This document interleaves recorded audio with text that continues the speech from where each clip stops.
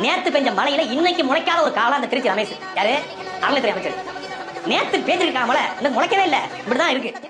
அவர் எதிர்த்து எங்களுக்கு மாண்பை கத்துக் கொடுக்க, நீங்க உங்க எதிர்க்கட்சி தலைவருக்கு மாண்பை கத்துக் கொடுக்க. உங்க எதிர்க்கட்சி இல்ல, தமிழ்நாட்டுக்கு அவர் தலைவர், தமிழ்நாட்டுக்கு முதலமைச்சர் எதிர்க்கட்சி தலைவர், அவர் ஒரு கேபினெட் தான், அவருக்கு அந்த இருக்கு. அதனால கிரிமினல் சாலையார் வீடு கொடுத்துருக்கு. சரியா?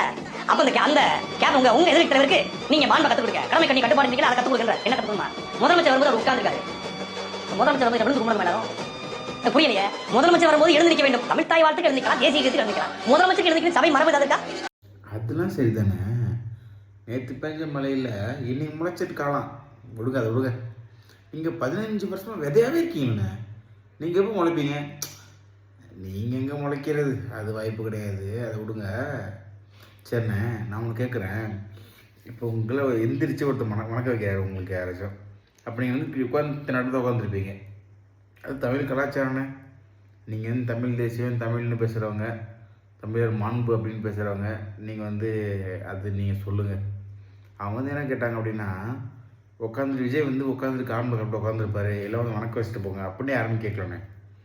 அவர் எழுந்திரிச்சு நடந்தது எல்லாருக்கும் வணக்கம் வச்சுட்டு இருக்காரு. அப்போ எழுந்திரிச்சு பதில் வணக்கம் சொல்லலாம்.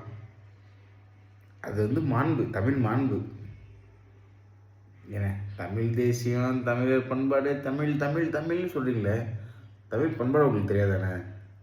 அதுதானே அவர் சொன்னார். அவங்க சொன்னது கரெக்டு தான்.